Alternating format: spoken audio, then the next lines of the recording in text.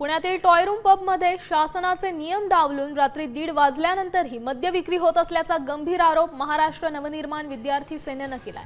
Bombay prohibition act नुसार रात्री 1:30 नंतर मद्य विक्री करण्यास मनाई असताना या पबमध्ये पहाटे 3 वाजेपर्यंत उघडपणे दारू विकली जात होती, असं मनसेचं म्हणणं आहे। या नियमांचं उल्लंघन होत असल्यामुळे मनसे कार्यकर्त्यांनी हा पब बंद पाडलाय। कायद्याचं उल्लंघन करणाऱ्या आस्थापनांवर कठोर कारवाई करण्याची मागणी आता मनसेनं केली आहे।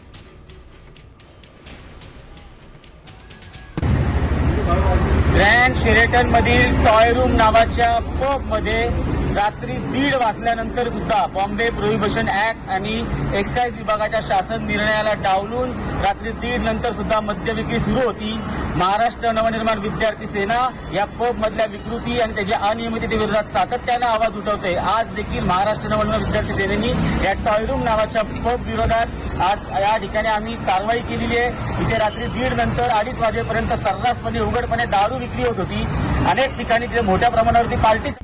आता isakal.com आहे देशातील नंबर 1 ची मराठी न्यूज वेबसाईट। प्रत्येक अपडेटसाठी isakal.com ला नक्की भेट द्या।